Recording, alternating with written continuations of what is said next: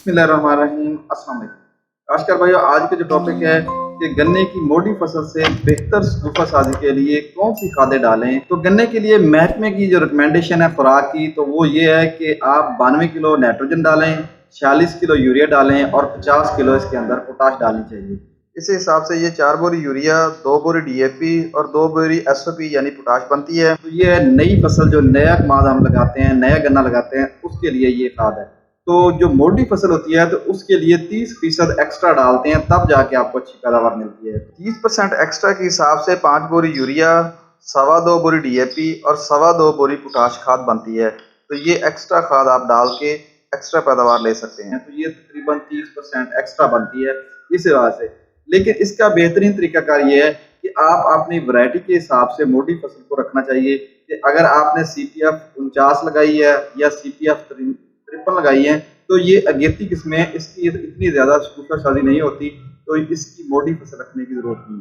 दूसरा ये है कि अगर आप सीपीएफ 213 या और 246 काश्त की हुई है, तो ये क्योंकि जनवरी में पक के तैयार होती है, तो ये आप रख सकते हैं, क्योंकि उस वक्त दोबारा टेम्परेचर बेहतर होना शुरू हो जाता है, तो जब इसकी पोट होती है तो इसको रख सकते हैं। और तीसरा नंबर पे जो सीपीएफ 292 और सीपीएफ 248 है, इसी तरह जो सीपीएफ आपकी 77-400 है, उसकी बॉडी फसल भी रख सकते हैं।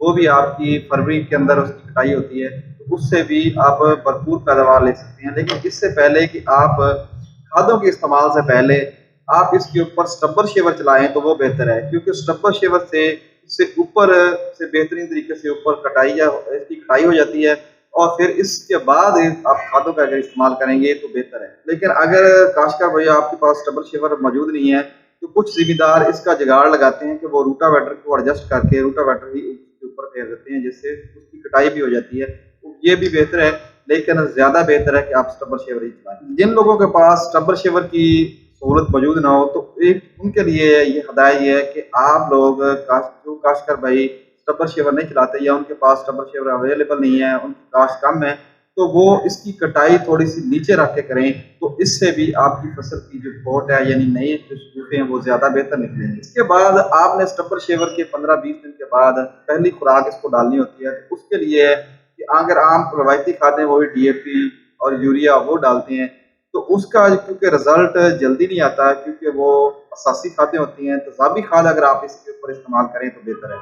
तो तेज़ाबी खाद का तरीकाकार ये है कि आप अमोनियम सल्फेट 1 बोरी और साथ ही आपने एमएपी 12 या 1344, इनमें से कोई भी आप P1344 या जो एमएपी 12 है, इसकी 12.5 किलो की पहली डोज 1 बोरी अमोनियम सल्फेट के साथ मिलाकर इसको फ्लड कर दें, तो फिर देखें आप नताइज बेहतरीन किस्म की फसल आपकी उठा करेगी, यानी उसके उगाव बेहतरीन होगा, उसकी जो शगुफ़ा साजी है वो बेहतरीन शुरू से ही बहुत अच्छी आएगी।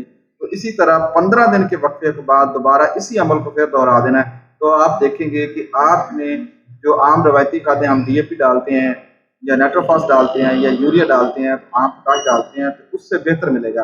तो पोटाश का आप जब इस्तेमाल करना है, वो आपने जब ये फसल के तकरीबन कोई 6 फुट के करीब, 5-6 फुट के करीब कद हो जाता है, उस वक्त इस्तेमाल करेंगे, तो आपको आपकी फसल को पोटाश का भरपूर फायदा मिलेगा। इस तरीके से अगर आप खाद का इस्तेमाल करते हैं, तो मोटी फसल से भरपूर शगुफ़ा साजी हासिल कर सकती हैं, और जिससे क्या होगा, आपकी फसल बेहतरीन पैदावार देगी। तो आज का मैसेज ज़िम्मेदार भाई इतना ही। मज़ीद नई मालूमात हासिल करने के लिए किसान दोस्त टेक्नोलॉजी यूट्यूब चैनल को सब्सक्राइब करें, लाइक करें, शेयर करें, ताकि हर आने वाली नई मालूमात आपको हर वक्त